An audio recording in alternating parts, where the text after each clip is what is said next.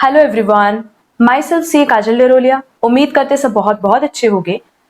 आज का जो हमारा सेशन है उसमें हम लोग कॉस्टिंग सब्जेक्ट का एक बहुत इंपॉर्टेंट चैप्टर डील करने वाले हैं और वो चैप्टर है कॉस्ट शीट। जैसा कि हमने बोर्ड पे लिखा है कॉस्ट शीट, आज हम लोग पूरा कॉन्सेप्ट डील करेंगे रिलेटेड टू कॉस्ट शीट की कॉस्ट शीट क्या है, कैसे बनती है, उसमें क्या क्या चीजें इंक्लूड होती है एंड सो ऑन। तो चलो हम लोग आज का अपना ये सेशन स्टार्ट करते हैं रिलेटेड टू कॉस्ट शीट। देखो सबसे पहले हम क्या करेंगे कि बोर्ड पे छोटे छोटे कॉन्सेप्ट्स आपको बता दें सो दैट जब हम ओवरऑल कॉस्ट शीट बताएंगे, उसका फॉर्मेट बताएंगे तो आपको दिक्कत नहीं होगी। सबसे पहले एक छोटा सा कॉन्सेप्ट देखते हैं। देखो सबसे पहले एक छोटा सा कॉन्सेप्ट देखते हैं बिजनेस। अगर हम बात करें बिजनेस की तो बिजनेस बेसिकली दो तरीके से किया जा सकता है। पहला होता है ट्रेडिंग और दूसरा होता है मैन्युफैक्चरिंग। अब आप पूछोगे मैम ट्रेडिंग क्या है और मैन्युफैक्चरिंग क्या है। अगर हम बात करें ट्रेडिंग बिजनेस की तो ट्रेडिंग बिजनेस मतलब क्या कि सिंपली परचेज एंड सेल। आप मार्केट में गए, आपने वो प्रोडक्ट परचेज किया जो आपको बेचना है, आप परचेज करके लाए और आप उसको as it is, that is without any change, आप उसको मार्केट में सेल कर दो, तो उसको हम कहते हैं ट्रेडिंग। मतलब लेट्स से अगर हमने प्रोडक्ट ए मार्केट से परचेज किया तो हम उसी को एज इट इज मार्केट में सेल कर देंगे बिना उसमें कुछ भी चेंज किए। इस प्रोडक्ट में हम 1% भी चेंज नहीं करेंगे और इसको एज इट इज मार्केट में सेल कर देंगे। लेट्स से अगर हम लेस की पैकेट परचेज कर रहे हैं और इसको मार्केट में हम सेल कर रहे हैं तो बट अब इस एज इट इज सेल करेंगे, उसमें हम अपना तो कुछ भी एड ऑन नहीं करते हैं। तो इस पूरे प्रोसेस को क्या कहते हैं? ट्रेडिंग। दैट इज आपने प्रोडक्ट परचेज किया और उसको एज इट इज मार्केट में सेल कर दिया। क्लियर? अब अगर हम लोग मैन्युफैक्चरिंग की बात करें तो मैन्युफैक्चरिंग मतलब क्या हुआ? नाम से समझ में आ रहा है, बना करके बेचना। जब आप किसी प्रोडक्ट को बना करके बेचते हो तो उसको हम कहते हैं मैन्युफैक्चरिंग। इसका मतलब मैन्युफैक्चरिंग बिजनेस में जो आप मार्केट से परचेज करते हो वो आपके लिए फाइनल प्रोडक्ट नहीं होता है, वो आपके लिए क्या होता है? Raw material. और आप इस रॉ मटेरियल को फिनिश गुड्स में कन्वर्ट करके मार्केट में सेल करते हो। आप क्या करते हो मैन्युफैक्चरिंग में कि आप इस रॉ मटेरियल को फिनिश गुड्स में कन्वर्ट करके मार्केट में सेल करते हो। लेट्स से अगेन हम बात करें कि हम लेस की मैन्युफैक्चरिंग कर रहे हैं तो मार्केट से क्या परचेज करेंगे? पोटैटो। पोटैटो मेरे लिए क्या हो गया? Raw material. और इसको हम फिनिश प्रोडक्ट में बना करके हम इसको फिनिश प्रोडक्ट में कन्वर्ट करके मार्केट में सेल करेंगे। क्लियर? तो हमारे पास बिजनेस करने के ये दो ऑप्शन है, first is trading and second is manufacturing. तो ट्रेडिंग मतलब सिंपली जो हमने खरीदा वो एज इट इज मार्केट में सेल कर दिया। एंड अगर हम बात करें मैन्युफैक्चरिंग की तो मैन्युफैक्चरिंग में हम जो खरीदते हैं उसको नहीं बेचते बल्कि उसको कन्वर्ट करते हैं फिनिश गुड्स में और उसके बाद उसको मार्केट में सेल करते हैं। क्लियर है ये कॉन्सेप्ट? तो देखो ट्रेडिंग में जो हमारे पास स्टॉक आएगा उसको हम कहते हैं स्टॉक इन ट्रेड और इसी को हम मार्केट में एज इट इज सेल करते हैं। इसीलिए ट्रेडिंग कॉन्सेप्ट में हमारे पास सिर्फ और सिर्फ इन्वेंट्रीज में क्या दिखता है? Stock in trade. Stock in trade, in trade मतलब परचेज एंड सेल की बात कर रहे हैं, जो खरीद करके बेच रहे हैं। बट मैन्युफैक्चरिंग में सबसे पहले हमारे पास है रॉ मटेरियल। स्टॉक में अगर देखोगे तो रॉ मटेरियल होगा। अब जैसे अगर मान लो आप पोटैटो परचेज करके ला रहे हो तो क्या at the end of the year सारे पोटैटोज को आप लेस में कन्वर्ट कर लोगे? नहीं, कुछ पोटैटोज आपके गोडाउन में रह जाएंगे। कुछ ऐसे पोटैटोज भी होंगे जिनको आपने काट करके सुखाया होगा बट अभी तक वो फिनिश गुड्स में कन्वर्ट नहीं हुआ होगा, तो उसको हम क्या बोलेंगे? Work in progress. मतलब अभी उस पर कुछ काम बाकी है। एंड एक हमारे पास हो जाएगा फिनिश्ड गुड्स जो हम मार्केट में सेल कर रहे हैं। तो अगर हम मैन्युफैक्चरिंग कंसर्न है तो मैन्युफैक्चरिंग कंसर्न में हमारे पास ये तीन स्टॉक्स या ये तीन फॉर्म ऑफ इन्वेंट्री दिखेगी। First is raw material, second is work in progress and third is finish goods. Clear? ये एक बेसिक कॉन्सेप्ट था। अब देखो हम बताएं कि कॉस्ट शीट बनाने की जरूरत क्या है। अगर हम बिजनेस कर रहे हैं तो हमारा मोटिव हमेशा क्या होता है? प्रॉफिट अर्न करने का। भाई देखो हम नॉन प्रॉफिट ऑर्गेनाइजेशन की बात तो कर नहीं रहे, हम तो बात कर रहे हैं प्रॉफिट ओरिएंटेड प्रॉफिट ऑर्गेनाइजेशंस की। तो अगर हमारा मोटिव प्रॉफिट ओरिएंटेड है तो हम बेसिकली क्या करेंगे? चाहे खरीद के बेचे चाहे बना के बेचे, हमारा मोटिव क्या होगा? प्रॉफिट अर्न करना। क्लियर? तो अगर हम ट्रेडिंग में बात करें तो ट्रेडिंग में लेट्स से अगर हमने लेस की पैकेट परचेज किया 10 रुपए की तो हमें पता है कि हमने उसको कितने पे परचेज किया है। तो उसमें हम अपना प्रॉफिट मार्जिन ऐड करके मार्केट में सेल कर देंगे, वहां हमें कोई दिक्कत नहीं होती। हमें दिक्कत तब होती है जब हम गुड्स बना करके बेचते हैं, क्योंकि जब हमें गुड्स बना करके मार्केट में सेल करना होता है तो बनाते टाइम बहुत सारे एक्सपेंसेस इन्वॉल्व होते हैं, उनकी आपको पूरी कॉस्टिंग करनी होती है। एट द एंड आपका कितना कॉस्ट लगा एक पर्टिकुलर यूनिट बनाने में, आपको वो कैलकुलेट करना होता है, तभी तो आप उस पर अपना प्रॉफिट मार्जिन ऐड कर पाओगे। क्लियर है? तो अगर हम बात करें कि हम मैन्युफैक्चरिंग कंसर्न है तो हमें क्या बनाना पड़ेगा? Cost sheet. और कॉस्ट शीट बेसिकली हमें किस चीज में हेल्प करती है बेटा? कॉस्ट शीट एक तरह का डॉक्यूमेंट है, एक तरह का स्टेटमेंट है जो हमें हेल्प करता है, हमें ये पता करने में हेल्प करता है कि हमने जो एक यूनिट बनाई है अपने प्रोडक्ट की, एक्चुअल में उसकी कॉस्ट कितनी आई। क्योंकि जब आपको कॉस्ट पता होगा तभी तो आप उसमें अपना प्रॉफिट मार्जिन ऐड करके सेल करोगे। आपको यही नहीं पता कि आपका बनने का कितना खर्चा है, तब उसको मार्केट में कैसे प्रॉफिट पे सेल कर सकते हो, नहीं कर पाओगे। तो कॉस्ट शीट बेसिकली हमें किस चीज में हेल्प करती है? कॉस्ट को रिकॉग्नाइज करने में, पर यूनिट की, एक यूनिट की कॉस्ट हमारी कितनी आई है एक पर्टिकुलर प्रोडक्ट की जिसको हमने बनाया है, सो दैट हम उसमें अपना प्रॉफिट ऐड करके मार्केट में सेल कर सके। क्लियर है? तो देखो हम यहां पे लिख भी दे रहे हैं कि अ कॉस्ट शीट और cost statement is a document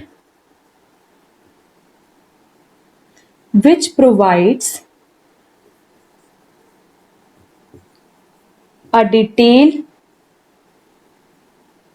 cost information। हमने सिंपली लिखा है कि कॉस्ट शीट या कॉस्ट स्टेटमेंट एक ऐसा डॉक्यूमेंट है जो हमें पूरी की पूरी कॉस्ट की एक इंफॉर्मेशन प्रोवाइड करता है। क्लियर है? तो कॉस्ट शीट जनरली हम तब बनाते हैं जब हम कोई प्रोडक्ट बना करके बेच, क्योंकि बना करके बेचते टाइम आपने बहुत सारे खर्चे किए होंगे, तो उनको आप कंपाइल करते हो एक जगह, सो दैट आप अपनी टोटल कॉस्ट कैलकुलेट कर सको and with the help of total cost आप अपना सेल प्राइस डिटरमाइन कर पाओ। क्लियर? एंड ट्रेडिंग कंसर्न में ये जरूरी नहीं है, रीजन बीइंग कि ट्रेडिंग कंसर्न में तो आपको पता होता है कि आप प्रोडक्ट कितने पे परचेज करके ला रहे हो। तो जब आपको परचेज प्राइस पता है, आपको पता है कि आपने कितना इन्वेस्ट किया है, तो आप बहुत ही इजीली उसकी सेल्स प्राइस डिटरमाइन कर सकते हो। कैसे? आपका प्रॉफिट मार्जिन आप फिक्स रखते हो कि हाँ 10% ऑन कॉस्ट चाहिए या 10% ऑन सेल्स प्राइस और सो ऑन। क्लियर है? तो ये पॉइंट होपफुली आपको समझ में आया होगा। आप इसको नोट कर लो क्योंकि हम इसको रब कर देंगे अभी और फिर हमें इसी पे फर्दर आगे डिस्कशन करना है।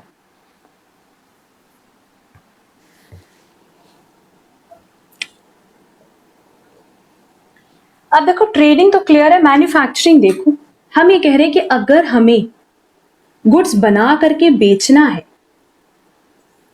है ना, अगर हमें गुड्स बनाना है बेटा, तो गुड्स बनाने के लिए ये तो हमें समझ में आ गया कि क्या प्रोसेस है, बट उसमें क्या क्या एक्सपेंसेस लग सकते हैं उस पर थोड़ा डिस्कशन कर लेते हैं। सबसे पहले तो आप मटेरियल परचेज करके लाओगे मार्केट से, जिसको बेसिकली हम लोग बोलते हैं रॉ मटेरियल। आप कुछ सामान या कुछ मटेरियल परचेज करके लाओगे ना जिसके बेसिस पर आप मैन्युफैक्चरिंग कर सको। दूसरा, इस मटेरियल को फिनिश गुड्स में कन्वर्ट करने के लिए आपको लोग चाहिए, दैट इज लेबर, या आपको क्या चाहिए? मशीन। क्योंकि चाहे तो आप लेबर इंटेंसिव टेक्निक यूज कर सकते हो, चाहे कैपिटल इंटेंसिव टेक्निक यूज कर सकते हो। एंड लास्ट, आपके बहुत सारे एक्सपेंसेस होंगे। अब वो डायरेक्ट हो सकते हैं, इनडायरेक्ट हो सकते हैं, रिलेटेड टू प्रोडक्शन हो सकते हैं, related to factory, related to office, चाहे वो इलेक्ट्रिसिटी खर्चा हो, चाहे वो स्टेशनरी का खर्चा हो एंड सो ऑन। क्लियर है? तो अगर हम कोई गुड्स बना करके बेच रहे हैं तो उसमें बेसिकली खर्चे की बात करें ना तो तीन ही तरह का खर्चा होता है। जो टाइप्स ऑफ कॉस्ट है वो ये तीन होती है। पहला, जो हम मार्केट से परचेज करके ला रहे हैं, दैट इज रॉ मटेरियल। दूसरा, उस रॉ मटेरियल को फिनिश गुड्स में कन्वर्ट करने के लिए आपको लोग या मशीन चाहिए, that is labour and machine. और उसके अलावा जितने भी एक्सपेंसेस आते हैं, चाहे वो इलेक्ट्रिसिटी से रिलेटेड हो, चाहे वो रेंट हो, चाहे वो डेप्रिसिएशन हो, चाहे वो स्टेशनरी से रिलेटेड खर्चे हो, चाहे वो एडवर्टीजमेंट से रिलेटेड खर्चे हो, वो सब हमारे कहाँ आ जाएंगे? एक्सपेंसेस में। क्लियर है? तो मैन्युफैक्चरिंग में हमने ये भी डिस्कशन कर लिया। अब यहां देखो एक लास्ट पॉइंट जिसपे अभी हमें डिस्कशन करना है कि हमारी कोई भी कॉस्ट हो, हमारा कोई भी खर्चा हो, ये दो तरह का हो सकता है। पहला होता है डायरेक्ट और दूसरा होता है इनडायरेक्ट। अब बोलोगे मैम डायरेक्ट कॉस्ट क्या, इनडायरेक्ट कॉस्ट क्या? तो देखो डायरेक्ट कॉस्ट मतलब क्या कि जो डायरेक्टली अलोकेबल हो पर्टिकुलर प्रोडक्ट में। अब जैसे अगर मान लो हम गुड्स बना करके भी बेच रहे हैं तो ऐसा तो कोई जरूरी नहीं कि हम फैक्ट्री में सिर्फ एक ही गुड्स बना रहे हैं, ऐसा तो कोई जरूरी होता नहीं है कि हम सिर्फ एक ही गुड्स बनाए, हो सकता है एट अ टाइम हम बहुत सारा गुड्स बना रहे हो। तो डायरेक्ट कॉस्ट वो होता है जो एक पर्टिकुलर प्रोडक्ट पे अलोकेट किया जा सके, that is directly allocable to a particular product. But अगर इनडायरेक्ट कॉस्ट की बात करें तो इनडायरेक्ट कॉस्ट डायरेक्टली अलोकेबल नहीं होता है बल्कि वो इनडायरेक्टली अलोकेबल होता है। जैसे जैसे देखो यहाँ पे अगर मान लो हम दो प्रोडक्ट बना रहे हैं ए और बी, क्लियर। अब हमने प्रोडक्ट ए के लिए एक मशीन हायर की है और इस मशीन पे हायर चार्जेस पे कर रहे हैं। तो ये हायर चार्जेस जो आप पे कर रहे हो किस लिए कर रहे हो? For the production of product ए। तो ये डायरेक्टली अलोकेबल है ना, कि हमें पता है कि ये हायर चार्जेस हम किस प्रोडक्ट के लिए पे करें, ए के लिए, तो हम डायरेक्टली इसको कहां से रिकवर करेंगे? ए से। बट इफ इन केस मान लो हमने एक प्लांट हायर किया और इस पे हम हायर चार्जेस पे कर रहे हैं और कहीं भी ये पता नहीं है कि ये प्लांट हमने प्रोडक्ट ए के लिए लिया है या प्रोडक्ट बी के लिए, इसका मतलब हम क्या मानेंगे कि ये for product A and B है। तो ये जो प्लांट का हायर चार्जेस है, आप तो नहीं बोल सकते ना कि ये सिर्फ ए के लिए है या बी के लिए, कहीं कुछ मेंशन नहीं है। तो हम क्या मानेंगे कि ये दोनों प्रोडक्ट के लिए है और फिर उस केस में दोनों पे ही हम हायर चार्जेस का डिस्ट्रीब्यूशन करेंगे। मतलब जब product A and product B की कॉस्टिंग कैलकुलेट करेंगे, जब प्रोडक्ट ए और बी से रिकवरी करेंगे तो इस हायर चार्जेस की रिकवरी इन दोनों ही प्रोडक्ट से हमें करनी होगी। क्लियर?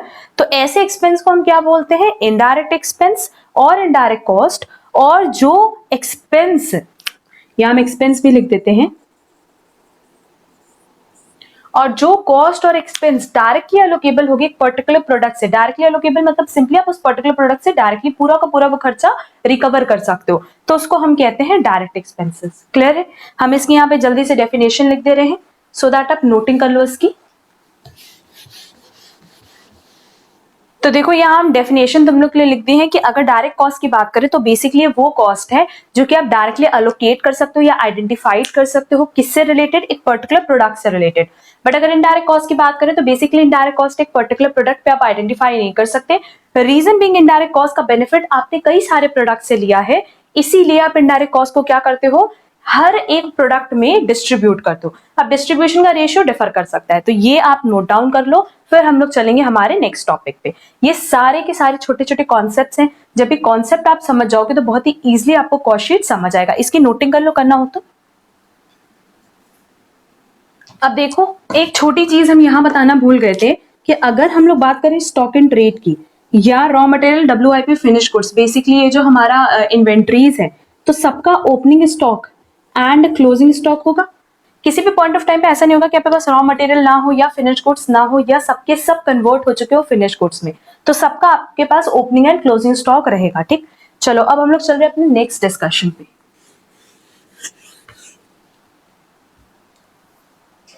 अब देखो हमने ये तो बता दिया कि जो कॉस्ट शीट है ये कॉस्ट स्टेटमेंट है, और ये कॉस्ट स्टेटमेंट किसके लिए बनाते हैं? For manufacturing concern. ये तो हमें समझ में आ गया, और हमें ये भी समझ में आ गया कि इन मैन्युफैक्चरिंग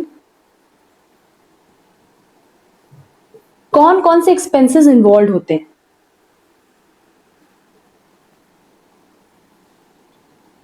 पहला था हमारा कि हमें मार्केट से रॉ मटेरियल परचेज करना होता है, दैट इज मटेरियल, हम सिर्फ मटेरियल लिख रहे हैं।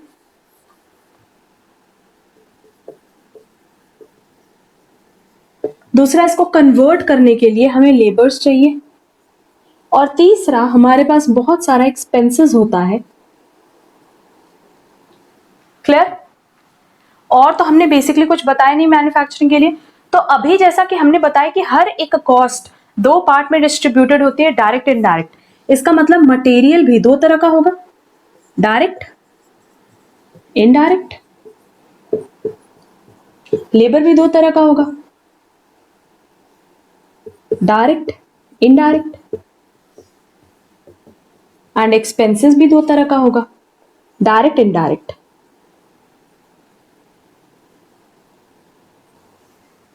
है ना?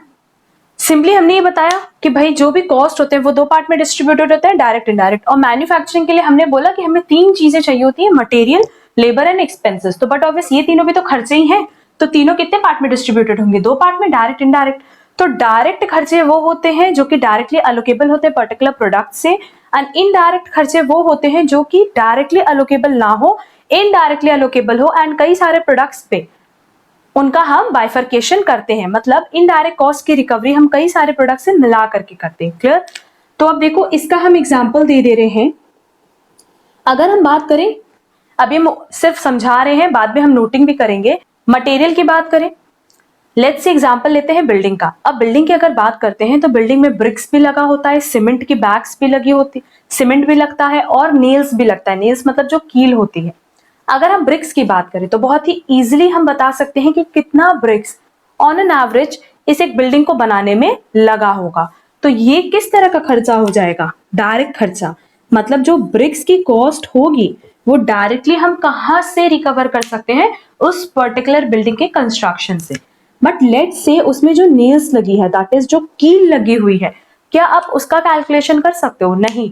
क्या एक पर्टिकुलर बिल्डिंग के कंस्ट्रक्शन के लिए नेल्स आएगा? नहीं।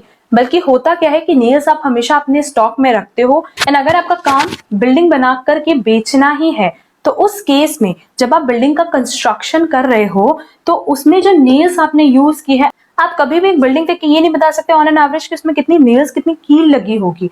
तो कील को हम किस तरह से ट्रीट करते हैं? इनडायरेक्ट मटेरियल की तरह, क्योंकि है तो ये मटेरियल बिल्डिंग में लगी हुई है, बट हम उसको डायरेक्टली कैलकुलेट नहीं कर सकते या ये नहीं बता सकते कि इस पर्टिकुलर एक बिल्डिंग में कितनी नेल्स इन्वॉल्व है, इसलिए हम उसको क्या मानते हैं? Indirect expense. और ये मान करके कि जो नेल्स है वो बहुत सारी बिल्डिंग के कंस्ट्रक्शन में हमें हेल्प कर रही है, तो उसका कुछ पोर्शन हम इस पर्टिकुलर प्रोडक्ट से चार्ज करते हैं। क्लियर? वैसे अगर हम लोग बात करें लेबर की तो डायरेक्ट इनडायरेक्ट। लेट्स से मेरे यहाँ जो प्रोडक्ट बन रहा है, जो हम प्रोडक्ट बना रहे हैं वो है ए एंड बी। क्लियर? ये प्रोडक्ट ए है, ये बी है। हमने प्रोडक्ट ए के लिए एक लेबर को अपॉइंट किया ई, और बी के लिए हमने अपॉइंट किया एफ। तो खुद सोचो, इसको आप जो भी वेजेस पे कर रहे हो वो आप कहां से रिकवर करोगे? ए से। और इसको जो भी वेजेस आप पे कर रहे हो उसको कहां से रिकवर करोगे? बी से। क्योंकि अगर ई का पूरा वर्क आपने ए पे अलॉट किया है प्रोडक्ट ए पे, तो क्या आप ई का खर्चा बी से चार्ज करोगे? नहीं।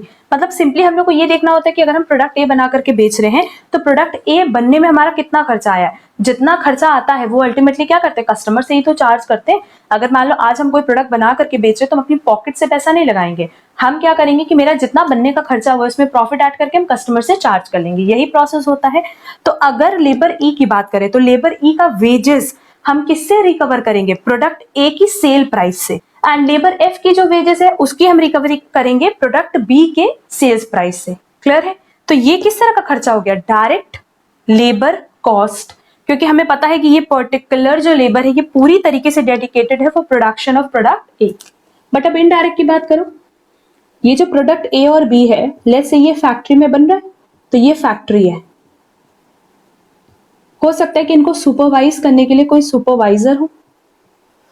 क्लियर? या हो सकता है कि जो फैक्ट्री गेट है यहां पे कोई गार्ड हो। क्लियर?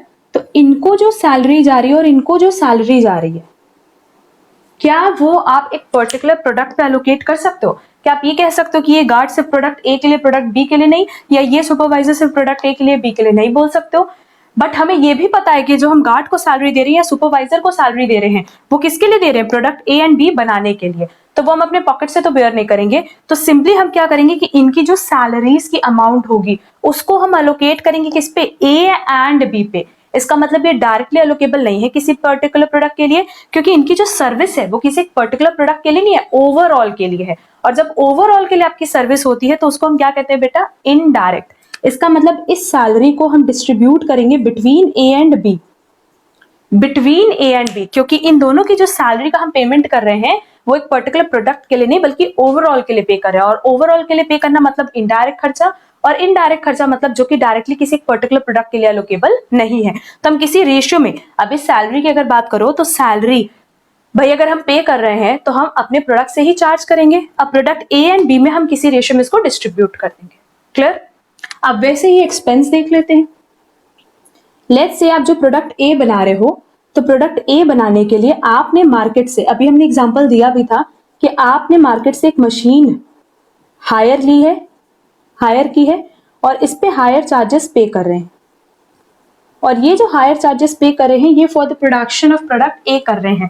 तो ये हायर चार्जेस डायरेक्टली हम किससे रिकवर करेंगे? प्रोडक्ट ए से। तो ये डायरेक्ट एक्सपेंसेस हो गया, दैट इज डायरेक्टली अलोकेबल। बट अगर इनडायरेक्ट की बात करें, लेट्स से हमने प्लांट हायर किया और इस पे भी हम हायर चार्जेस पे कर रहे हैं, बट ये जो प्लांट है ये प्रोडक्ट ए के लिए भी यूज हो रहा है और बी के लिए भी यूज हो रहा है। तो अगेन देख लो, इनडायरेक्ट है ना, किसी एक पर्टिकुलर प्रोडक्ट पे आप इसका खर्चा एलोकेट नहीं कर सकते। हमें ये तो पता है कि इस प्लांट पे हमने जो भी खर्चा किया है वो प्रोडक्ट ए एंड बी के लिए किया है, बट हम ये नहीं बता सकते कि पूरी तरीके से किसके लिए किया है। हमें ये तो पता है कि इस प्लांट की जो सर्विस है वो प्रोडक्ट ए एंड बी के लिए लगी है, बट एग्जैक्टली ए के लिए लगी है या बी के लिए लगी है ये हमें नहीं पता। हमें इनडायरेक्टली पता है कि इनडायरेक्टली ये प्लांट ए और बी दोनों में यूज हुआ है। तो ये किस तरह का खर्चा हो गया? इनडायरेक्ट खर्चा। क्योंकि अभी भी जो प्लांट का हायर चार्जेस है वो हम किससे रिकवर करेंगे? प्रोडक्ट ए एंड बी से। बट एग्जैक्टली हम नहीं बता सकते कि किस पर्टिकुलर प्रोडक्ट के प्रोडक्शन में इन्वॉल्व था, इसीलिए हम दोनों पे डिस्ट्रीब्यूट कर देंगे। तो ऐसे खर्चे को हम क्या बोलते हैं? इनडायरेक्ट एक्सपेंसेस, जो डायरेक्टली एक पर्टिकुलर प्रोडक्ट पे एलोकेटेड ना हो बट हमें पता हो कि इनडायरेक्ट वे में तो इस प्रोडक्ट से जुड़ा हुआ है, दैट इज रिलेटेड है। होपफुली ये पॉइंट तुम लोग को क्लियर होगा। अगर इसमें से कुछ नोट करना है तो कर लो। अब इसके बाद हम तुम लोग को सबका एक एक एग्जाम्पल दे रहे हैं और वो एग्जाम्पल भी आप नोट डाउन कर लेना। वो आपके रिविजन टाइम आपको हेल्प करेगा। तो यहाँ पे अभी हम आपके लिए एग्जाम्पल्स मेंशन कर दे रहे हैं।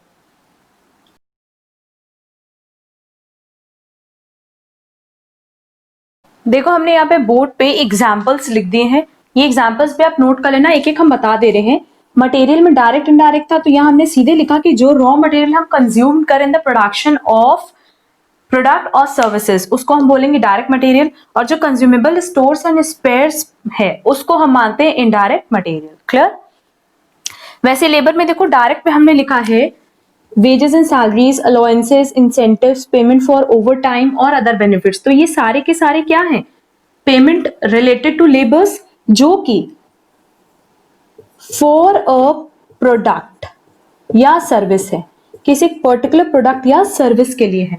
बट अगर इनडायरेक्ट की बात करें तो indirect employees cost connected with production activities. तो ये सारे के सारे कहाँ आ जाएंगे? इनडायरेक्ट एम्प्लॉइज में। और उनका हम खर्चा कहाँ एलोकेट करेंगे? इनडायरेक्ट लेबर में। और एक्सपेंसेस में देखो, डायरेक्ट में हमने लिखा है royalty paid for a production और सर्विस। अगर किसी पर्टिकुलर प्रोडक्ट या सर्विस के लिए आप रॉयल्टी पे कर रहे हो, अगर आप हायर चार्जेस पे कर रहे हो किसी स्पेसिफिक इक्विपमेंट के लिए, आपको पता होगा कि वो स्पेसिफिक इक्विपमेंट आपने किसके लिए हायर पे लिया है। जैसे प्रोडक्ट ए के लिए हायर पे लिया है तो वो हायर चार्जेस कहाँ लोकेट हो जाएगा? प्रोडक्ट ए में। कॉस्ट ऑफ स्पेसिफिक डिजाइन और drawing for a particular product और सर्विस।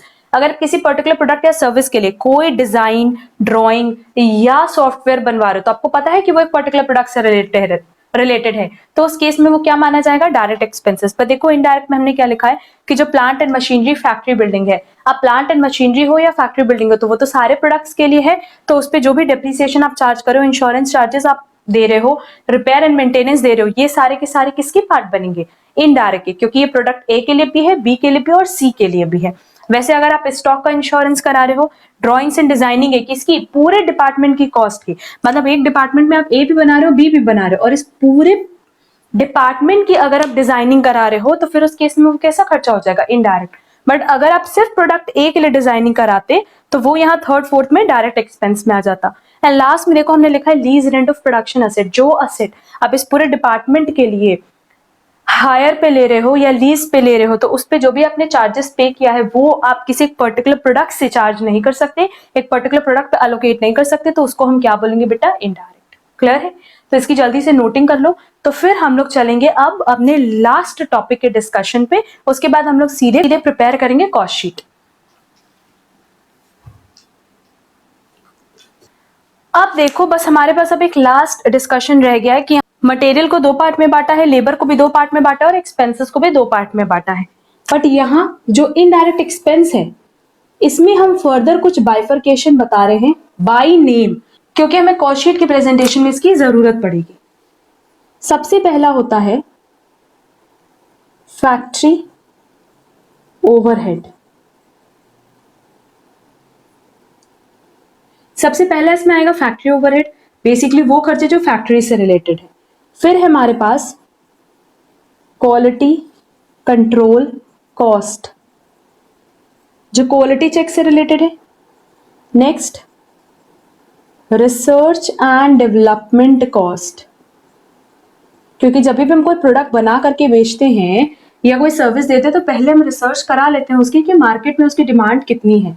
नेक्स्ट, एडमिनिस्ट्रेशन कॉस्ट,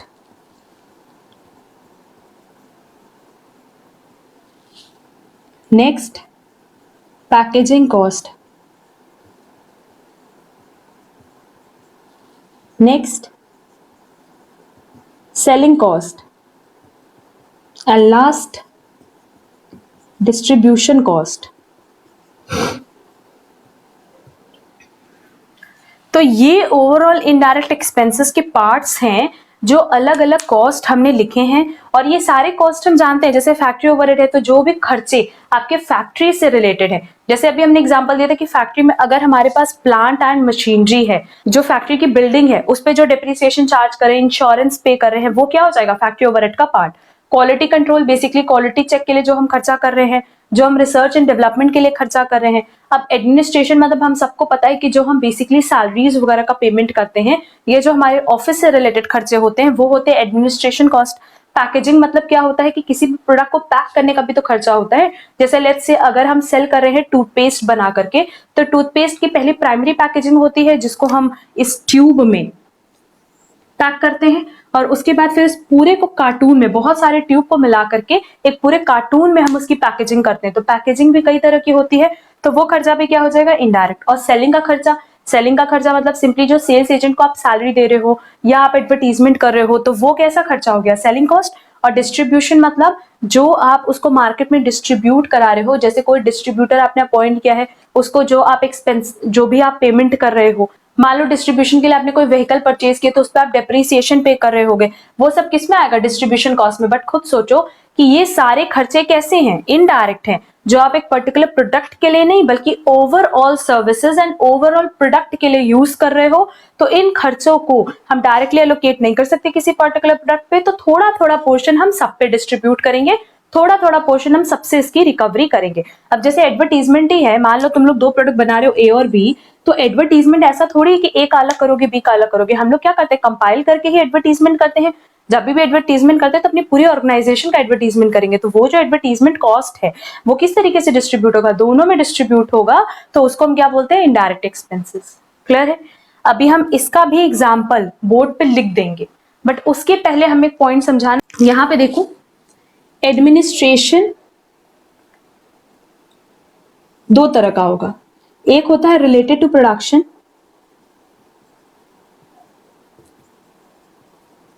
और एक होता है जनरल। वैसे अगर पैकेजिंग की बात करें तो हमने अभी बताया कि दो तरह की होती है, एक होती है प्राइमरी और एक होती है सेकेंडरी। यहां तक क्लियर है। अब देखो यहां अगर कॉन्सेप्ट की बात करो तो कॉन्सेप्ट मेरा पूरा क्लियर हो चुका है। अब हमें सिर्फ ये बताना है कि जो हम कॉस्ट शीट बनाते हैं या कॉस्ट स्टेटमेंट बनाते हैं तो उसमें हम कैसे कैसे कौन कौन से कॉस्ट को किस तरीके से ऐड करके क्या कैलकुलेट करते हैं। तो बेसिकली वो काइंड ऑफ प्रेजेंटेशन है जो हम तुम लोग को बताएंगे। जितने भी डायरेक्ट खर्चे हैं, हमने क्या बोला, जितने भी डायरेक्ट खर्चे हैं अगर हम उसको ऐड कर दें, मतलब direct material plus direct labour plus direct expenses को ऐड करते मेरे पास क्या आ जाएगा, प्राइम कॉस्ट। अभी हम पूरा प्रेजेंटेशन करेंगे, पेशेंस रखो, अभी हम सिर्फ और सिर्फ तुम लोग को लर्न करा रहे हैं। अब इस प्राइम कॉस्ट में अगर इस इनडायरेक्ट मटेरियल को, इनडायरेक्ट लेबर को और फैक्ट्री ओवरहेड को ऐड कर दे तो हमारे पास जो कॉस्ट आएगी उसको हम कहते हैं फैक्ट्री कॉस्ट। क्लियर। अब इस फैक्ट्री कॉस्ट में अगर हम क्वालिटी कंट्रोल कॉस्ट ऐड कर दें, research and development cost add कर दें, एडमिनिस्ट्रेशन जो प्रोडक्शन से रिलेटेड है वो भी ऐड कर दें और प्राइमरी पैकेजिंग कॉस्ट ऐड कर दें, तो अब मेरे पास जो टोटल कॉस्ट आई उसको हम बोलेंगे कॉस्ट ऑफ प्रोडक्शन, बनने का खर्चा। अगर इस कॉस्ट ऑफ प्रोडक्शन में हम इस जनरल एडमिनिस्ट्रेशन को ऐड कर दें, सेकेंडरी पैकेजिंग को ऐड कर दें, सेलिंग को ऐड कर दें और डिस्ट्रीब्यूशन को ऐड कर दें, तो अब मेरे पास फाइनल जो खर्चा आएगा उसको हम कहते हैं कॉस्ट ऑफ सेल्स। कि जो बेच रहे हैं उसकी मेरी टोटल कॉस्ट कितनी आई। क्लियर है? फिर हम इसी में अपने प्रॉफिट को ऐड कर देते हैं तो मेरे पास सेल्स प्राइस आ जाता है। होपफुली मेरा पॉइंट समझ में आया होगा, क्योंकि हम सिर्फ तुम लोग को लर्न कराने के लिए बता रहे हैं कि अगर हम डायरेक्ट पार्ट को ऐड कर दे तो मेरे पास प्राइम कॉस्ट आ जाएगा। अब प्राइम कॉस्ट में इनडायरेक्ट मटेरियल, इनडायरेक्ट लेबर और इनडायरेक्ट एक्सपेंसेस का first part that is factory overhead add कर दे तो फैक्ट्री कॉस्ट आ जाएगा। अब फैक्ट्री कॉस्ट में quality control, research development, administration related to production and primary packaging add कर दे तो मेरे पास क्या आ जाएगा, कॉस्ट ऑफ प्रोडक्शन, कि बनने का कितना खर्चा मेरा लगा, एक पर्टिकुलर प्रोडक्ट को बनने में कितना खर्चा लगा वो आ जाएगा। अब कॉस्ट ऑफ प्रोडक्शन में आप एडमिनिस्ट्रेशन, जर्नल, सेकेंडरी पैकेजिंग, क्योंकि सेकेंडरी पैकेजिंग कब होती है, जब हम उसकी ट्रांसपोर्टेशन पे आते हैं, तब जब हम उसके डिस्ट्रीब्यूशन पे आते हैं। जैसे जब तक हमारे गोडाउन में रखा है तब तक तो हम टूथपेस्ट को ट्यूब में डाल करके भी रख सकते हैं, बट जब हम उसको कार्टून में पूरा 50-50 का पैक या 100-100 का पैक बनाते हैं, जो 100-100 ट्यूब्स एक कार्टून में रखते हैं, वो कब रखते हैं, जब हम उसको ट्रांसपोर्ट करते हैं या जब हमें उसका डिस्ट्रीब्यूशन करना होता है। तो बेसिकली वो खर्चा किससे रिलेटेड हो गया, सेलिंग डिस्ट्रीब्यूशन से। तो फिर से हम बता रहे हैं कि अब हम कॉस्ट ऑफ प्रोडक्शन में, मतलब बनने तक का तो खर्चा आ गया, अब बनने के बाद बेसिकली हमें क्या निकालना है, जो बेचने का खर्चा है। तो बेचने के खर्चे में क्या क्या चीज होंगी, एडवर्टीजमेंट हुआ तो वो भी होगा, ट्रांसपोर्टेशन का खर्चा है तो वो भी होगा। तो कॉस्ट ऑफ प्रोडक्शन में हम जर्नल एडमिनिस्ट्रेशन ऐड करेंगे, सेकेंडरी पैकेजिंग ऐड करेंगे, सेलिंग कॉस्ट ऐड करेंगे एंड डिस्ट्रीब्यूशन कॉस्ट ऐड करेंगे तो मेरे पास क्या आ जाएगा बेटा, कॉस्ट ऑफ सेल, कि जो प्रोडक्ट हमने बनाया उसको बेचने में हमारा कितना खर्चा आया। बनने में कितना खर्चा आया नहीं, बेचने तक का कितना खर्चा हमारा है। क्योंकि अगर मान लो बेचने तक का खर्चा मतलब सब कुछ ले ला करके, चाहे वो सेलिंग कॉस्ट हो, डिस्ट्रीब्यूशन कॉस्ट हो, सब कुछ इंक्लूड करके मेरा खर्चा आ रहा है 100 रुपए का, तो क्या हम 100 रुपए में बेचेंगे? नहीं, उसमें हम अपना प्रॉफिट मार्जिन ऐड करके उसके बेसिस पे अपनी सेल्स प्राइस डिटरमाइन करेंगे। क्लियर है? तो ये मेरा पूरा कॉन्सेप्ट था रिलेटेड टू कॉस्ट शीट।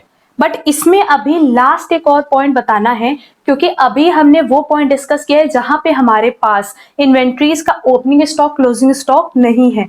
जब इन्वेंट्रीज का ओपनिंग स्टॉक, क्लोजिंग स्टॉक भी होगा, मतलब रॉ, हमने क्या क्या बताया था, रॉ मटेरियल, WIP और फिनिश्ड गुड। अब भाई इन तीनों का ओपनिंग स्टॉक भी होता है और क्लोजिंग स्टॉक भी होता है, तो इसका एडजस्टमेंट कैसे होगा वो हम बाद में देखेंगे। बट पहले हम इस पूरे का एक एडजस्टमेंट देख लेते हैं। बट उसके पहले आप इसकी नोटिंग कर लो और इसका हम एग्जाम्पल नोट डाउन कर लेते हैं, सो दैट आप इसकी भी नोटिंग साथ में कर लो। फिर हमें सिर्फ कॉस्ट शीट का फॉर्मेट बनाना होगा और हमारे पास कोई कॉन्सेप्ट नहीं बचा। इसकी जल्दी से नोटिंग कर लो जो भी इसमें नोटिंग करनी है। देखो जब हम समझाए थे वही एग्जाम्पल हम अलग अलग लिखे हैं, तो उसको प्लीज कहीं प्रॉपर तरीके से नोट डाउन कर लेना। और ये सिर्फ तुम लोग के समझने के लिए है, क्योंकि बेसिकली इससे रिलेटेड क्वेश्चंस नहीं आते, बट आपको कॉन्सेप्ट पता होना चाहिए। तो फैक्ट्री ओवरहेड में देखो हमने लिखा इनडायरेक्ट मटेरियल, इनडायरेक्ट लेबर। अगर प्लांट एंड मशीनरी या फैक्ट्री बिल्डिंग है, मतलब फैक्ट्री से रिलेटेड जो भी चीजें हैं, जैसे फैक्ट्री बिल्डिंग, फैक्ट्री में प्लांट एंड मशीनरी, उससे related depreciation, insurance and raw material. उसके अलावा हमने लिखा है कि अगर आप अपने पूरे डिपार्टमेंट का दैट इज फैक्ट्री की डिजाइनिंग एंड ड्राइंग करा रहे हो तो वो किसका पार्ट बनेगा, फैक्ट्री ओवरहेड का। क्वालिटी कंट्रोल सिंपल है कि जो क्वालिटी से रिलेटेड एक्सपेंसेस होंगे, मतलब क्वालिटी चेक से रिलेटेड एक्सपेंसेस होंगे, वो आएंगे क्वालिटी कंट्रोल कॉस्ट में। एंड रिसर्च एंड डेवलपमेंट में भी यही है कि रिसर्च एंड डेवलपमेंट से रिलेटेड आपके जो भी खर्चे होंगे वो रिसर्च एंड डेवलपमेंट कॉस्ट का पार्ट बनेगा।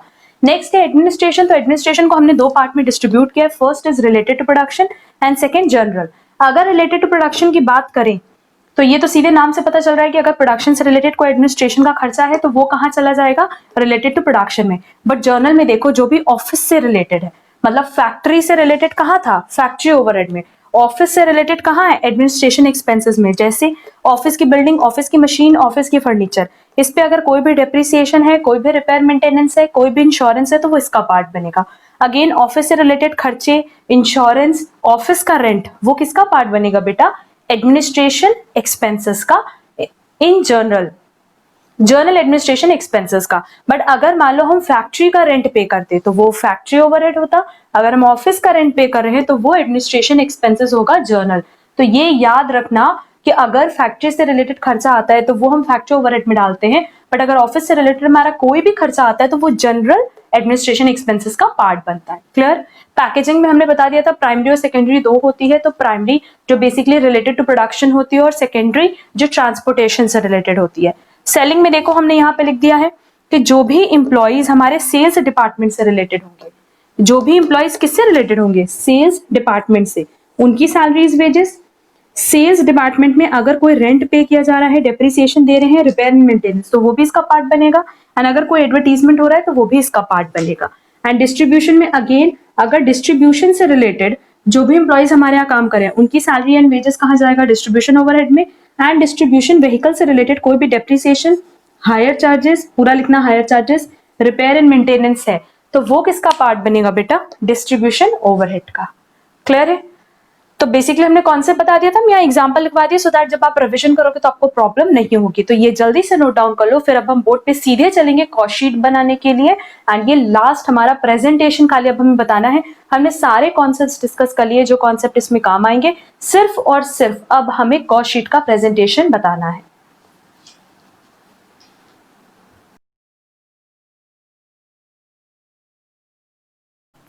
चलो, तो अब सारा कॉन्सेप्ट तो हमने क्लियर कर लिया। अब हम सीधे सीधे स्पेसिमेन देख लेंगे किसका, कॉस्ट शीट का, या कह लो स्टेटमेंट ऑफ कॉस्ट शीट हम लोग कैसे ड्राफ्ट करते हैं उसको देखेंगे।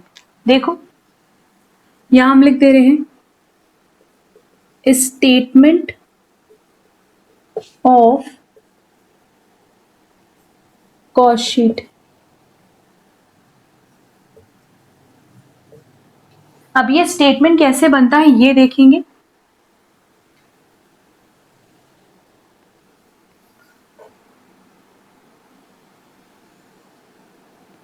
इसमें बेसिकली हमारे पास 3 कॉलम बनेगा।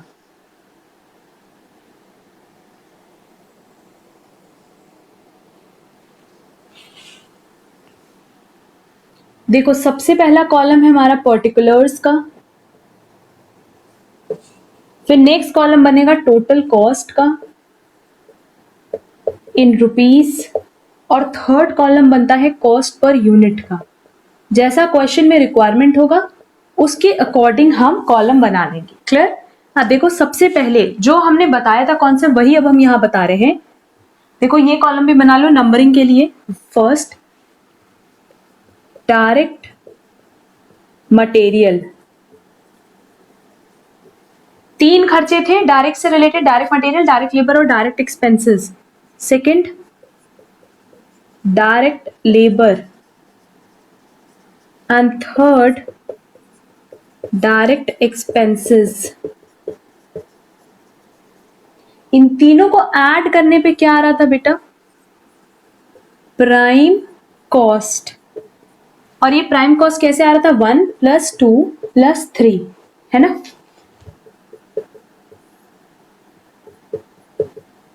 क्लियर? अब प्राइम कॉस्ट में हमने क्या बोला था कि फैक्ट्री से रिलेटेड जो भी खर्चे हैं वो ऐड कर दो, और फैक्ट्री ओवरहेड में हमने क्या बताया था कि सिंपली हम लोग को इनडायरेक्ट मटेरियल, इनडायरेक्ट लेबर और फैक्ट्री ओवरहेड लेना है।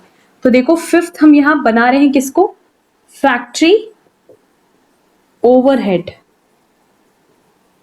और फैक्ट्री ओवरहेड को ही हम वर्क ओवरहेड भी बोलते हैं। इसका दूसरा नाम है वर्क ओवरहेड, जिसमें क्या क्या चीजें आती है आप सबको पता है कि इनडायरेक्ट मटेरियल आएगा, इनडायरेक्ट लेबर आएगा और फैक्ट्री ओवरहेड आएगा, जिसमें हमने अलग अलग एग्जांपल बताया था। तो 6 पॉइंट जैसे हम इसको ऐड करेंगे प्राइम कॉस्ट में, मेरे पास क्या आ जाएगा, मेरे पास आ जाएगा फैक्ट्री कॉस्ट। और फैक्ट्री कॉस्ट कैसे आया, 4 + 5। क्लियर? नेक्स्ट हमने बताया था कि अब इस फैक्ट्री कॉस्ट में हम कई सारे खर्चे ऐड करेंगे तो मेरे पास कॉस्ट ऑफ प्रोडक्शन आ जाएगा। देखो इसके आगे का हम उधर ड्रॉ करेंगे। 7 मेरा क्या था बेटा, क्वालिटी कंट्रोल कॉस्ट। नेक्स्ट था research and development cost. Next था एडमिनिस्ट्रेशन कॉस्ट, कौन सी वाली, रिलेटेड टू प्रोडक्शन, सिर्फ प्रोडक्शन से रिलेटेड जो एडमिनिस्ट्रेशन कॉस्ट है वो। नेक्स्ट हमारी क्या थी बेटा, packaging cost. And packaging cost की अगर बात करें तो कौन सी वाली पैकेजिंग, ओनली प्राइमरी पैकेजिंग। अब हम इसको वहां कनेक्ट करेंगे। अब यहां से हम यहां कनेक्ट कर रहे हैं, प्राइम पैकेजिंग कॉस्ट हो गया ना, जो कि 10 है। अब देखो 11 एक और चीज यहाँ पे लेनी है, कई बार क्वेश्चन में हमारे पास दिया होता है सेल ऑफ स्क्रैप या सेल ऑफ रिकवरीज, तो वो भी यहाँ पे इंक्लूड कर लेते हैं। आप देखोगे ना लिखा होता है सेल ऑफ स्क्रैप और बाई प्रोडक्ट और क्रेडिट ऑफ रिकवरीज। इस तरीके से जब मेंशन होता है ना, तो इसका मतलब क्या होता है कि जब हम प्रोडक्शन करते हैं तो प्रोडक्शन में कई बार बाई प्रोडक्ट भी निकल करके आ जाता है, तो उस बाई प्रोडक्ट या स्क्रैप को हम मार्केट में सेल कर देते हैं। तो मार्केट में सेल करने से जो हमारी कॉस्ट है, अब हमारे पर्टिकुलर प्रोडक्ट की जो कॉस्ट है वो डिक्रीज हो जाएगी ना। देखो बाई प्रोडक्ट बेसिकली वो प्रोडक्ट्स होते हैं जैसे जो हम अपना मेन प्रोडक्ट बनाते हैं, तो मेन प्रोडक्ट के साथ साथ प्रोडक्शन के टाइम अगर कोई बाई प्रोडक्ट आ जाता है, मतलब कोई ऐसा प्रोडक्ट जो मार्केट में सेलेबल है, तो हम उसको सेल करते हैं, तो कुछ ना कुछ हमारे पास रिटर्न आता है। अब उस रिटर्न को अभी फिलहाल आप इस पॉइंट ऑफ टाइम पे प्रॉफिट मत मानो, बल्कि आप ये मानो कि जो मेन प्रोडक्ट का प्रोडक्शन कर रहे हो उसी में से ये सेल प्राइस अगर हम माइनस कर दें तो कहीं ना कहीं मेरी कॉस्ट कम आएगी, है ना। और हमारा जो प्रॉफिट मार्जिन है अगर वो फिक्स है तो कहीं ना कहीं हम इसी की वजह से ज्यादा प्रॉफिट अर्न कर पाएंगे, या हम मार्केट में अपने प्रोडक्ट को कम प्राइस पे सेल कर पाएंगे, क्योंकि प्रॉफिट मार्जिन अगर 10% है तो नो डाउट बाकी लोगों के कंपैरिजन में मेरी कॉस्ट कम आ जाएगी। तो कॉस्ट कम आने से क्या होगा कि हम कम रेट पे मार्केट में सेल कर पाएंगे। तो वो भी हम कहाँ लेस करते हैं, वो हम लेस करते हैं कहाँ, फैक्ट्री कॉस्ट के बाद, दैट इज फॉर जब हम कैलकुलेशन करते हैं कॉस्ट ऑफ प्रोडक्शन का, तो इसको हम वहां पे माइनस कर देते हैं। अब देखो मेरे पास जो फाइनल फिगर आई इन सब के बाद वो क्या है, कॉस्ट ऑफ प्रोडक्शन।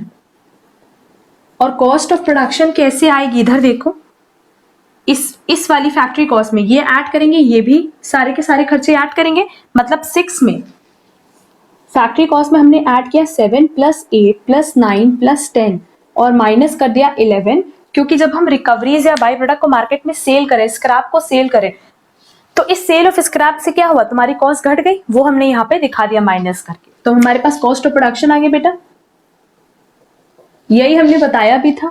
नेक्स्ट, अब इस कॉस्ट ऑफ प्रोडक्शन में 4 खर्चे ऐड करते हैं। पहला एडमिनिस्ट्रेशन, एडमिनिस्ट्रेशन ओवरहेड, बट ये कौन सा एडमिनिस्ट्रेशन ओवरहेड है बेटा, जो जनरल, दैट इज ऑफिस से रिलेटेड है। नेक्स्ट है हमारे पास पैकेजिंग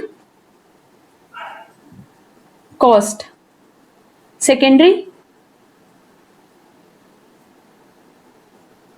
नेक्स्ट सेलिंग ओवरहेड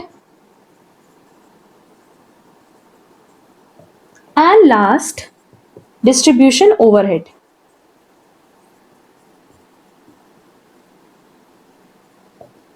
तो इन सबको ऐड करके जो मेरे पास फिगर आएगी वो क्या होगी, कॉस्ट ऑफ सेल्स।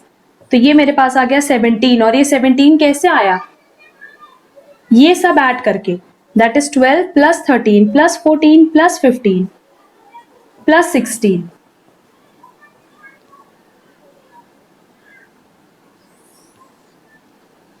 अब ये देखो सारे कॉस्ट ऐड करने के बाद जो मेरे पास फाइनल कॉस्ट आई उसको हम कहते हैं कॉस्ट ऑफ सेल्स, और इसी कॉस्ट में जब हम प्रॉफिट ऐड ऑन कर देते हैं तो मेरे पास आ जाती है सेल्स प्राइस। बट अभी वो हम नहीं बता रहे, अभी सिर्फ हम बताएं कॉस्ट ऑफ सेल्स तक का कैलकुलेशन, क्योंकि प्रॉफिट इसके बाद ऐड करेंगे तो हमें पता ही होता है, मतलब बेचने का अगर इतना खर्चा आया है तो उसमें आप प्रॉफिट ऐड करके सेल प्राइस कर लो। देख लो हमने जो बोर्ड पे पूरा कॉन्सेप्ट बताया था बस उसको हमने ऐड ऑन ही किया और कुछ नहीं, कि डायरेक्ट पार्ट को ऐड किया तो प्राइम कॉस्ट आ गया, प्राइम कॉस्ट में फैक्ट्री के सारे ओवरहेड ऐड कर दिए, indirect material, indirect labour and factory expenses, तो मेरा आ गया फैक्ट्री कॉस्ट।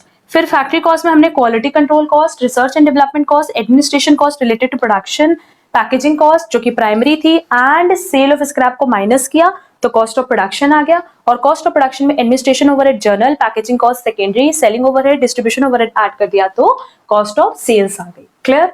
बट ये पूरा का पूरा प्रोसेस कब था, जब नो ओपनिंग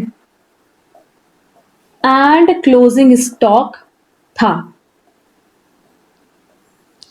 ये हमने पूरा का पूरा बेसिक्स बताया है, यहां अभी हमने ओपनिंग एंड क्लोजिंग स्टॉक को इंक्लूड नहीं किया है, and opening and closing stock को अभी हम इंक्लूड करके फिर इसका हम प्रेजेंटेशन बताएंगे। बट पहले जल्दी से इसको नोट कर लो, फिर हम लोग चलेंगे जहां ओपनिंग क्लोजिंग स्टॉक भी हमारे पास दिया हो, गिवन हो। तो जल्दी से इसको नोट करो।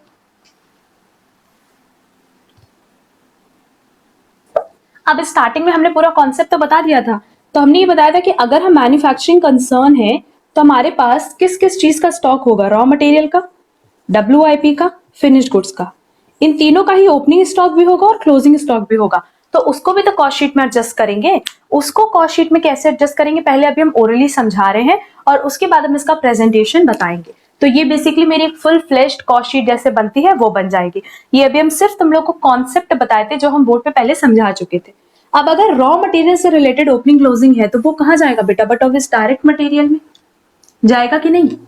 अगर WIP है, that is work in progress, तो खुद सोचो कि वो स्टॉक कहाँ पड़ा होगा, फैक्ट्री में पड़ा होगा, क्योंकि आधे पे काम हुआ है आधे पे काम नहीं हुआ है, या कुछ पे काम हुआ है कुछ पे काम नहीं हुआ है, तो हम उसका एडजस्टमेंट कहाँ कर देंगे, फैक्ट्री कॉस्ट में। और लास्ट है फिनिश गुड्स का ओपनिंग क्लोजिंग। तो फिनिश गुड्स का ओपनिंग क्लोजिंग कहाँ आएगा, ये जो बनने का खर्चा है, इस बनने के खर्चे में सिंपली अभी तक हम क्या मान रहे थे कि हमने जितना बनाया उतना बेचा। अगर हमने यहाँ 10,000 यूनिट्स बनाई है तो यहाँ 10,000 यूनिट्स बेची है, बट क्या ऐसा होता है, नहीं। अगर हमने 10,000 यूनिट्स बनाई है तो हो सकता है कि पहले से हमारे पास स्टॉक में और 5,000 हो, तो टोटल कितना हो गया 15,000, और उसमें से हमने अपने स्टॉक में रखा हुआ 2,000, तो हमने बेचा कितना 13,000। तो फिर उस केस में ये हो गया मेरा 10,000, ओपनिंग हो गया 5,000 और क्लोजिंग हो गया 2,000। तो इसका मतलब ये जो 13,000 आ रहा है ये मेरा आता है यहाँ कॉस्ट ऑफ सेल्स में, क्योंकि हमने बनाया इस साल कितना 10,000 पर बेचा कितना 13,000, क्योंकि ओपनिंग में भी तो हमारे पास कुछ ना कुछ था। तो उसका एडजस्टमेंट हम कहाँ करेंगे बेटा, कॉस्ट ऑफ प्रोडक्शन में। क्लियर है। तो इन तीनों का एडजस्टमेंट कैसे करेंगे वो प्रेजेंटेशन करके पूरा बोर्ड पे ड्रॉ करके ड्राफ्ट करके हम फिर स्टार्ट करते हैं क्लास, क्योंकि ऑलमोस्ट पूरा का पूरा कॉन्सेप्ट सेम है, बस इन तीनों का हमें एडजस्टमेंट बताना है। क्लियर। अब देखो बोर्ड पे हमने ऑलरेडी कॉस्ट शीट ड्राफ्ट कर ली है, जहां हमने opening stock and closing stock को भी इंक्लूड किया है।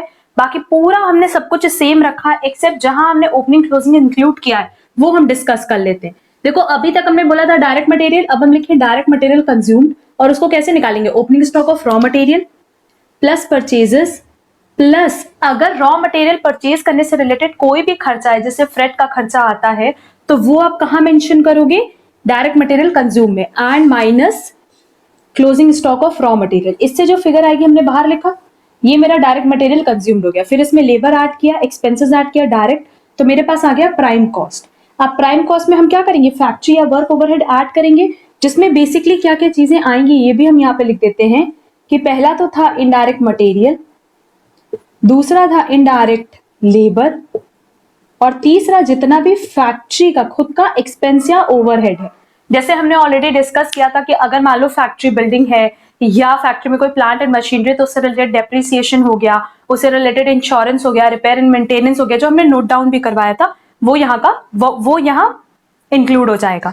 अब इसको ऐड करने के बाद अभी तक फैक्ट्री कॉस्ट आ रहा था, अब क्या आएगा, ग्रॉस फैक्ट्री कॉस्ट, क्योंकि फैक्ट्री में ही वर्क इन प्रोग्रेस होगा। बहुत नॉर्मल सी चीज है, अगर किसी इनपुट पे कुछ काम हुआ है कुछ काम नहीं हुआ है तो उसको वर्क इन प्रोग्रेस कहते हैं, और वो कहाँ होगा, फैक्ट्री में। तो देखो उसमें ओपनिंग स्टॉक ऑफ WIP हमने ऐड किया और क्लोजिंग स्टॉक को लेस कर दिया, तो हमारे पास फिगर आ गई फैक्ट्री कॉस्ट फाइनल। अब फैक्ट्री कॉस्ट में again quality control cost, research and development, administration जो प्रोडक्शन से रिलेटेड है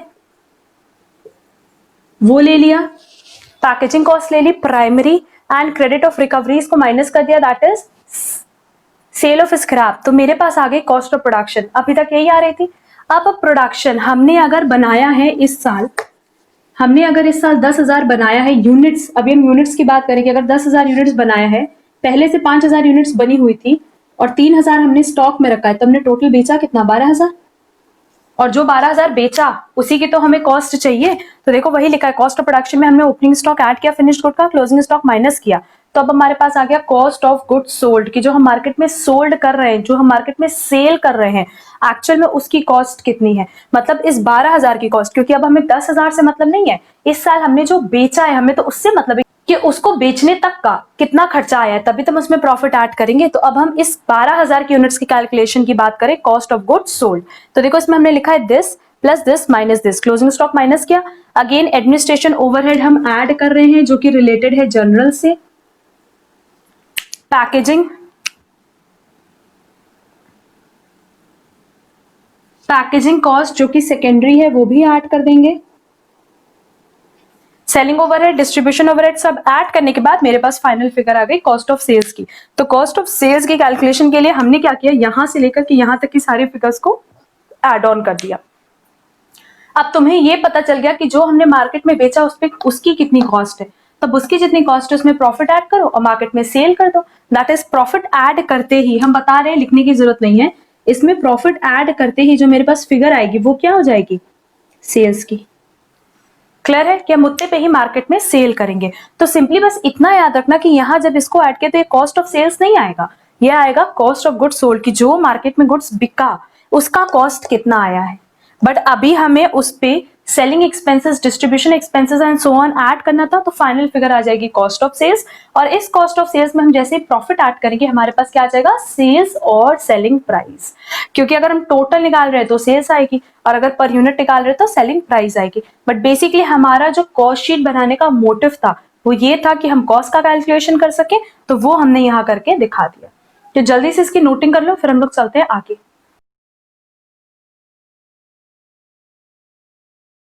वो हम लोग डिस्कस कर लेते हैं, क्योंकि जब आप क्वेश्चन सॉल्व करोगे ना तो आपको छोटे छोटे टर्म्स मिलते हैं। अब अगर हम लोग cost of production plus opening stock of finished goods की बात करें तो इस फिगर को हम लोग कहते हैं cost of goods available for sale. ये दिखाने की जरूरत नहीं होती, बट जब हम लोग न्यूमेरिकल इसका सॉल्व करेंगे ना तो कहीं ना कहीं कई बार क्वेश्चन में पूछ लेता है कि calculate cost of goods available for sale, तो आप लोग बोलोगे मैम तो वो कॉस्ट शीट में बताई नहीं है। तो सिंपली मैं बता रहे कि जब हम लोग कॉस्ट ऑफ प्रोडक्शन में, जैसे अगर हमने कहा कि हम 10,000 यूनिट्स इस साल बनाए हैं, प्रोड्यूस किए हैं, और पहले से मेरे पास 5,000 यूनिट्स थी, तो हम कितनी यूनिट्स मार्केट में बेच सकते हैं, 15,000 यूनिट्स। तो उसी को हमने नाम दिया cost of goods available for sale, की बेचने के लिए मेरे पास कितना गुड्स अवेलेबल है, ये 15,000। और फिर जब इस cost of goods available for sale में से क्लोजिंग स्टॉक माइनस करते हैं तो मेरे पास आ जाएगा कॉस्ट ऑफ गुड्स सोल्ड, कितना स्टॉक छोड़ करके बाकी हमने बेच दिया। क्लियर है कि कितना हमने बेचा, क्लोजिंग स्टॉक मेरा कितना था 3,000, तो हमने कितना बेचा 12,000। तो इसको रीड करो, हमने ये चीज बोला कि cost of production plus opening stock of finish good, मतलब 10,000 हमने बनाया और 5,000 मेरे पास पिछले साल का ओपनिंग पड़ा था, तो इतना गुड्स दैट इज 15,000 हम मार्केट में सेल कर सकते हैं। Cost of goods available for sale की इतना गुड्स मेरे पास रखा है बेचने के लिए, बट उसमें से क्लोजिंग स्टॉक हटाते तो हमें ये पता चल जाएगा कि हमने एक्चुअली कितना सेल किया है, that is cost of goods sold. Clear है। और एक मेरे को बताना है कन्वर्जन कॉस्ट, तो इसको रब करके हम पूरा लिख दे रहे हैं। जो छोटा छोटा पॉइंट मेरे लिए रेलेवेंट है, जैसे ये वाला पॉइंट कन्वर्जन कॉस्ट क्या होता है, और भी 2-3 छोटे छोटे टॉपिक्स हैं कॉस्ट शीट से रिलेटेड, वो हम नोट डाउन कर देते हैं और उसके बाद हम क्लास स्टार्ट करते हैं। देखो लास्ट ये जो 3 पॉइंट्स हमने यहाँ लिखे हैं नोट्स के, ये इंपॉर्टेंट है। सारा कॉस्ट शीट का मेरा पूरा कॉन्सेप्ट तो कंप्लीट हो गया, बट ये 2-3 पॉइंट्स आपको ध्यान रखने हैं। जो हमने बताया कि कॉस्ट ऑफ प्रोडक्शन में जब हम ओपनिंग स्टॉक और फिनिश गुड ऐड करते हैं तो इस फिगर को हम क्या कहते हैं, cost of goods available for sale, की इतना गुड्स हम मार्केट में सेल कर सकते हैं। क्लियर। दूसरा, कई बार क्वेश्चन में कन्वर्जन कॉस्ट दिया जाता है, तो what is conversion cost, raw material को कन्वर्ट करने में, रॉ मटेरियल को फिनिश गुड्स में कन्वर्ट करने का जो कॉस्ट होता है उसको हम कहते हैं बेटा कन्वर्जन कॉस्ट। अगेन हम रिपीट कर रहे हैं, रॉ मटेरियल को फिनिश गुड्स में कन्वर्ट करने का जो कॉस्ट होता है उसको हम कहते हैं कन्वर्जन कॉस्ट। और कन्वर्जन कॉस्ट में क्या क्या आएगा, direct labour plus direct expenses plus factory overhead, इसके अलावा और कुछ भी नहीं आता, क्योंकि आपका ये जो कन्वर्जन होता है वो कहाँ होता है, फैक्ट्री में होता है। और हमने फैक्ट्री के तो सारे खर्चे इंक्लूड कर लिए।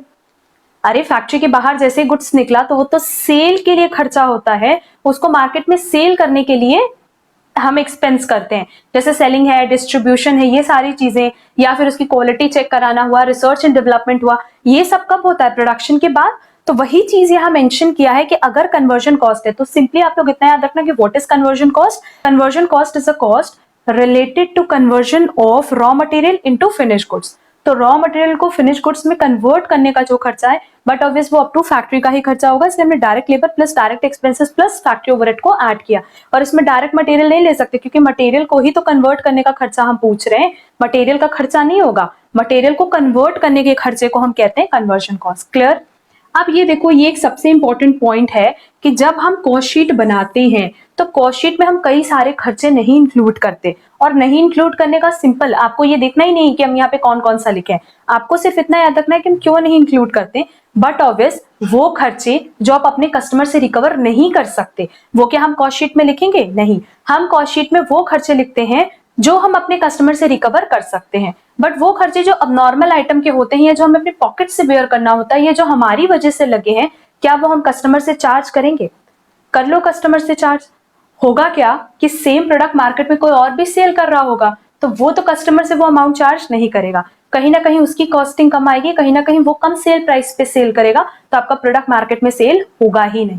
क्लियर है मेरा पॉइंट? तो कौन कौन से ऐसे खर्चे हैं? देखो, अब नॉर्मल एक्सपेंसेस, हम सबको पता है कि अब नॉर्मल एक्सपेंसेस ऐसे एक्सपेंसेस होते हैं जो कंपनी के, ऑर्गेनाइजेशन की खुद की गलती की वजह से होते हैं। और जैसे अगर मान लो लॉस बाय फायर है, तो अगर लॉस बाय फायर, फायर की वजह से जो भी लॉस हुआ है, अब ऐसा तो कोई कंपल्शन नहीं कि आपकी फैक्ट्री में अगर फायर लगी तो हर किसी की फैक्ट्री में जो सेम प्रोडक्ट बना रहा है उनकी फैक्ट्री में भी फायर लगी होगी, ऐसा तो होगा नहीं। तो फायर का जो लॉस है वो आपकी गलती की वजह से है, तो उसको बियर भी आप ही को करना पड़ेगा, वो आप अपने कस्टमर से चार्ज नहीं कर सकते। और हम तो सिंपली कह रहे हैं कर लो चार्ज, कोई दिक्कत नहीं है। बट अगर मान लो दो लोग हैं, ए और बी, दोनों सेम प्रोडक्ट सेल कर रहे हैं मार्केट में, इसकी फैक्ट्री में अगर फायर अकर हुई थी, आग लगी थी, तो इस केस में अगर ये लॉस बाय फायर अपने कस्टमर से चार्ज करने की कोशिश करेगा तो होगा क्या कि इसकी सेलिंग प्राइस बढ़ जाएगी कंपैरेटिवली इसकी सेलिंग प्राइस से। तो लोग किससे परचेज करेंगे? बट ऑब्वियस बी से परचेज करेंगे, कोई ए से परचेज ही नहीं करेगा। क्लियर है मेरा पॉइंट? तो अब नॉर्मल एक्सपेंसेस अल्टीमेटली इसका रीजन भी यही होता है कि वो आपको अपनी पॉकेट से बेयर करना होता है, ऑर्गेनाइजेशन को अपने पास से बेयर करना होता है, इसीलिए वो हम कॉस्ट शीट में नहीं लिखते। तो कहाँ लिखते हैं? जब हम फाइनेंशियल बुक्स बनाते हैं, जब हम अपनी कंपनी के या ऑर्गेनाइजेशन के फाइनेंशियल स्टेटमेंट्स को ड्राफ्ट करते हैं, तब तो हम लेते ही हैं वहां पे। बट जब हम कॉस्ट शीट का प्रिपरेशन करें, कॉस्ट का कैलकुलेशन करें पर यूनिट, तब हम इसको इंक्लूड नहीं करेंगे। नेक्स्ट देखो बोला appropriation of profit that is reserve, dividend, income tax. Again ये कंपनी टू कंपनी डिपेंड करता है, और कंपनी का ये जो खर्चा है ये कभी भी आप किसी भी कस्टमर से चार्ज नहीं कर सकते। एंड लास्ट देखो बोला इंटरेस्ट ऑन लोन। तो जनरली क्या होता है कि जो लोन आप ले रहे हो, उस लोन पे जो आप इंटरेस्ट पे कर रहे हो वो आप अपने कस्टमर से चार्ज नहीं कर सकते। बट कई बार क्वेश्चन में मेंशन होता है स्पेसिफिकली कि आप इसको चार्ज कर सकते हो, तब आप उसको कॉस्ट शीट में इंक्लूड करोगे। बट अदरवाइज आप लोन तो आपने लिया है, सब किसी ने तो, हर किसी ने तो लोन लेके नहीं रखा होगा, तो उस केस में होगा क्या कि लोन का इंटरेस्ट अगर आप इंक्लूड करोगे तो अगेन आपकी सेलिंग प्राइस बढ़ जाएगी कंपैरेटिवली किसी और से, और लोग उसी से परचेज करेंगे ना कि आपसे। आपका हमेशा मोटिव ये होता है ना कि कम से कम कॉस्ट पे आप प्रोडक्ट बनाओ, सो दैट आपकी जो सेलिंग प्राइस है वो भी मार्केट में बाकी कॉम्पिटिटर्स के इक्विवेलेंट हो या उनसे कम हो, सो दैट ज्यादा से ज्यादा आपके कस्टमर्स बन सके। बट ये सारे खर्चे आप कभी भी अपनी कॉस्ट शीट में नहीं इंक्लूड कर सकते, क्योंकि कॉस्ट शीट में हम वो कॉस्ट इंक्लूड करते हैं जो कि हमारे पर्टिकुलर प्रोडक्ट को बनाने में इन्वॉल्व हुए हैं, ना कि वो खर्चे जो कि अब नॉर्मल आइटम्स हैं या जो हमें बियर करने हैं ऑर्गेनाइजेशन को। क्लियर? तो ये सारे एक्सपेंसेस नो डाउट कॉस्ट में तो नहीं दिखेगा, दैट इज कॉस्ट शीट में तो नहीं दिखेगा, बट जब हम लोग अपनी फाइनेंशियल बुक्स बनाते हैं, दैट इज हम लोग अकाउंट्स की बात करें, जब हम लोग फाइनल बुक्स बनाते हैं, अकाउंटिंग करते हैं, अपने फाइनेंशियल स्टेटमेंट्स बनाते हैं, ट्रेडिंग पीएल बैलेंस शीट बनाते हैं, तब हम इन सारे पॉइंट्स को इंक्लूड करते हैं अपने एक्सपेंसेस की तरह, सो दैट हमारा करेक्ट नेट प्रॉफिट आ सके। भले ये हमें बेयर करना है, बट ओवरऑल कंपनी और ऑर्गेनाइजेशन का नेट प्रॉफिट जानने के लिए हम इसको इंक्लूड करते हैं। बट अभी हम बात करें कॉस्ट शीट की, तो कॉस्ट शीट में हम इसको इंक्लूड नहीं करेंगे, क्योंकि कॉस्ट शीट में इसलिए ये इंक्लूड नहीं होता क्योंकि ये कहीं भी प्रोडक्ट के प्रोडक्शन से रिलेटेड नहीं है, पहली चीज। और दूसरा, अगर हम इसको इंक्लूड कर लेंगे तो कहीं ना कहीं हमारी सेलिंग प्राइस बढ़ जाएगी कंपैरेटिवली उन लोगों से जो मार्केट में सेम प्रोडक्ट सेल कर रहे हैं। क्लियर? तो इसकी नोटिंग करने का भी हम टाइम देंगे। ये मेरे पास लास्ट टॉपिक था रिलेटेड टू कॉस्ट शीट। अब इसके बाद कॉस्ट शीट का आप कहीं से भी कोई क्वेश्चन करोगे, आपको कोई प्रॉब्लम या कोई भी इशू क्रिएट नहीं होगा। पहले ये होता था कि जो फैक्ट्री ओवरहेड के बाद हमने ये सारे खर्चे ऐड किए थे, quality control cost, research and development cost, तो उसकी जगह पहले ऑफिस ओवरहेड के नाम से कॉस्ट हुआ करता था। अब वो डिलीट हो चुका है, और अब जो हमने नई कॉस्ट शीट बताई है वही एप्लीकेबल है हर एग्जाम के लिए। तो आप इसकी प्रैक्टिस अच्छे से कर लेना। ये पूरा कॉन्सेप्ट हमारा कॉस्ट शीट से रिलेटेड, इसके अलावा कॉस्ट शीट में और कोई कॉन्सेप्ट हमारे पास नहीं बचा है। अगर आज की क्लास में आपको कहीं पे भी कोई प्रॉब्लम होगी तो कमेंट बॉक्स में कमेंट करके जरूर पूछना। और आज के लिए बस इतना। Thank you so much. अब आराम से इसकी नोटिंग कर लो।